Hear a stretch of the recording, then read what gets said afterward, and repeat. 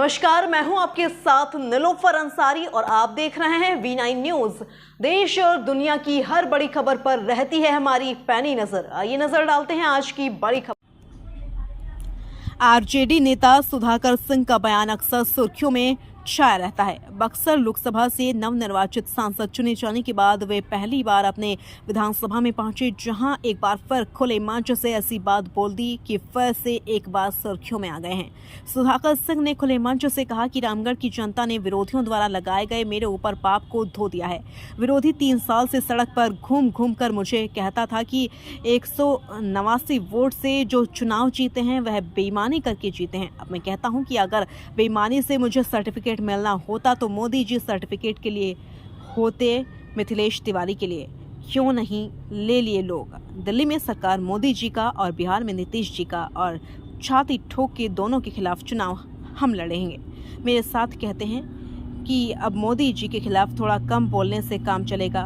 क्या तो हम बोलें कि जब बोलना ही नहीं तो चुनाव क्यों लड़ना, किस बात के लिए चुनाव लड़ना। कुछ लोग अभी भी मिथिलेश तिवारी को नहीं बल्कि मोदी जी को देखकर वोट किया, इसलिए 2-4 हज़ार वोट बढ़ गया। हालांकि बढ़ा नहीं है बल्कि 1000 वोट घटा है। लोकसभा में हमेशा भाजपा का वोट बढ़ता था, लेकिन इस बार इतिहास में पहली बार लोकसभा में वोट घटा है। इनको जो ये पूरा अभियान पूरे पूर्वांचल से लेकर बिहार का जो पश्चिम हिस्सा है, लोगों का इलाका है, वो बीजेपी का खत्म हो गया है। भभुआ से देवव्रत तिवारी की रिपोर्ट। कई लोग मेरे साथी कहते थे अब मोदी जी के खिलाफ कमो बोलने से काम चलेगा क्या। हम बोलते थे कि भाई जब बोलना ही नहीं है तो चुनाव क्यों लड़ना है, किस बात के लिए चुनाव लड़ना है। या वोट तो अंतिम मोदी के नाम पे पड़ेगा, मिथिलेश के नाम पे पड़ेगा नहीं।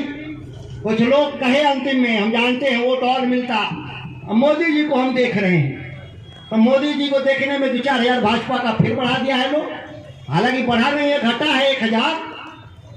56,000 से 55,000 आ गया है भाजपा, घटा है।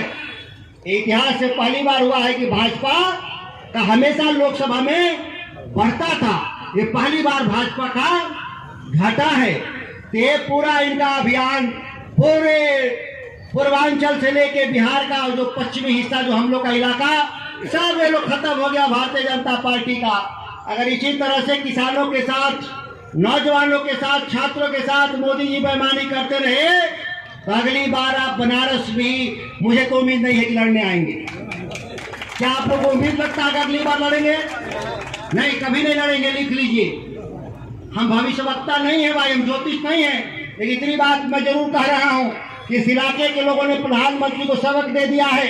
अगला चुनाव मोदी जी बनारस से नहीं लड़ेंगे, इस्तीफा दे देंगे, संन्यास ले लेंगे प्रधानमंत्री जी, लेकिन चुनाव नहीं लड़ने आएंगे। पहली बार उनको मालूम हुआ कि नहीं, इधर के लोग जो भोजपुरिया भाषी लोग हैं, ये ठगाने वाले लोग नहीं हैं, बच गए हैं प्रधानमंत्री जी का सम्मान। अब वो यहाँ से विदा हो जाएंगे, यह मुझे पक्का भरोसा है।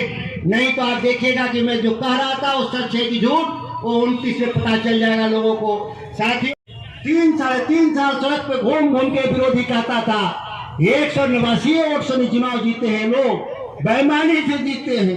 भाई ये बेईमानी से सर्टिफिकेट अगर मिलना होता तो मोदी जी ले लेते मिथिलेश तिवारी के लिए, काहे में ले लिया लोग।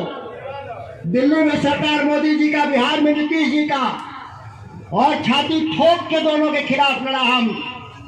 जो लोग कहते थे बदमाश लोग कि असेंबली में हम लोग बेईमानी से जीते हैं, तो लोकसभा में कौन बेईमानी हुआ भाई? आप लोगों ने उस पाप को धो दिया, इस इलाके के लोगों ने इस पाप को धो दिया। अब नहीं कहेंगे ना सड़क पर लोग कि बेईमानी से जीते हैं हम लोग।